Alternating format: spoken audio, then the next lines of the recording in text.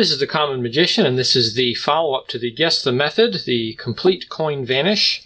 Okay, let's take a look at the comments here first. These are just some of the early comments. Retention vanish. Not really. This isn't a traditional coin vanish. This isn't using any sort of traditional coin slice. There's something else going on here, but in a way you're kind of correct.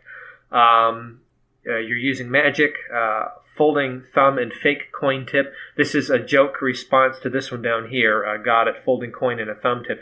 And the irony here is that you don't realize how close you are actually. Same kind of idea down here. You're on the right track. Flesh tone pocket stuck in the palm of your hand. No, this is probably a bit of a joke, but there's actually a device like that we may look at in the future. Now, bite out coin and you put it in your thumb tip. Now, we're kind of similar ideas here, and you guys are certainly on the right track. This one here, first comment, don't know much about coin magic, but something to do with the full coin being switched for gimmick one that you never show fully. Very good observation, and you're on the right track there. So let's take a look and see what's going on. What you will need for this is a coin. And I have a Morgan silver dollar here, so it's a silver dollar size coin. The bigger the coin, the better I think this looks. However, if you don't have that, you could probably do this with a 50-cent piece or even a quarter. A quarter should seem impossible enough given the method that we're using. So the method is achieved with a thumb tip, and that might seem illogical, and that's because we need another coin that looks like that. So this is not a Morgan silver dollar. This is actually I had this lying around. It was an aluminum kind of novelty coin. It was a Reader's Digest collector's kind of coin, something or other that came with a magazine or something a long, long time ago, back in the 80s or 90s, and I had this laying around. I noticed that it had the same eagle imprint on the back as a Morgan silver dollar. It's like an exact replica, and it's not exactly the same diameter. It was a little bit smaller, but I thought for what I wanted to do, it would work. What I did is I just cut it. I snapped it here about not quite 2/3 off, and I kept the last piece, and I can use this as a facade, a fake, that from the front view would appear to be a coin in hand, when actually it's just the top third of a coin in hand. So this is how I achieved it. Now, how would you do this? Well, you could try to find something similar to that. You can get steel coins as well, and a steel coin is pretty cheap, and you could use a hacksaw and cut off a portion of it. You could do this with a quarter, like I said, because a quarter would not fit into a thumb tip. And actually with a quarter, you could cut off just a small piece of it, just a little bit of a shaving on the end of it, maybe about 1/4 of an inch of the quarter. And then the rest of the quarter should be the proper width to fit nicely inside a thumb tip right against the pad of your thumb.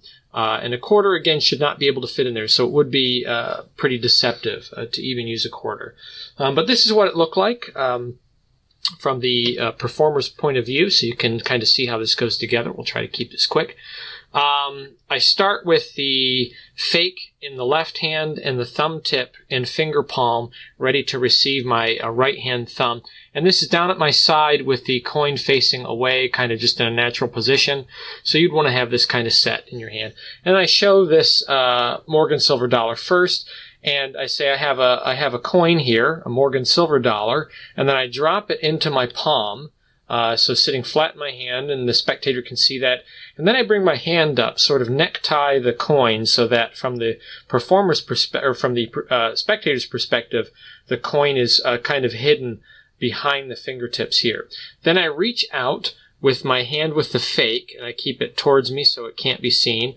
Very quickly I reach out, and I just lay this down and then pick up as if I've picked up the coin. At this point, I can just go into palm and drop my hand to my side, and I can pretty freely ditch this right in my pocket. You just put my fingers into my pocket, and then the coin slides down past the fingers into the pocket, and I'm left with the fake in my left hand here in front of the spectator. So the spectator can now see just this portion of the coin, and to them, it's a fairly seamless move, going from this to this, and then picking it up into this hand. Okay, so it's a false transfer to a fake. At this point, what we do is I had a little bit of patter in there to kind of legitimize the fake in my hand. I said the date is 1881, and I pretend to look at it. From the spectator's point of view, it looks like I'm looking at the back side or the face of the coin here. I just have my thumb on it, like I can read it. So I focus on it as if I'm reading it, and I say it's 1881. Then I do a little transfer move to go to the other hand, and that looks like this. So now I'm holding it on this side. Now that, with a real coin, would look something like this. This is what the spectator would see with a real coin. And then I would transfer it over. So this looks pretty legitimate from the front perspective, okay, as if there's a real coin there. So again, we have the thumb tip and finger palm. Coin like this. I say it's an 1881 Morgan silver dollar. I do a transfer like this, and now I'm ready to get rid of the coin and apply the thumb tip. So what I do is I pretend to place the coin into my hand as if I'm placing a real coin, a whole coin, into my hand and then closing my fingers around it. But what I'm doing is I'm just going to bring the corner of this directly into the thumb tip and rotate my thumb in on top. And then I take the thumb tip away. Now what I did on the video is I showed my hand and I kept it fairly in place so that you would have a chance to figure this out, and some of you probably figured this out from watching it.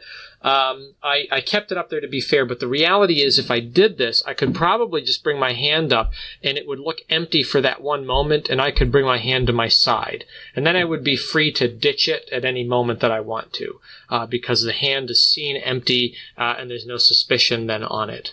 I might even have some misdirecting pattern to say that I might do something other with this, otherwise other than making it vanish. So I kept my hand up here and I said I'm going to count 1, 2, 3, 4, 5, and you can see that it's gone.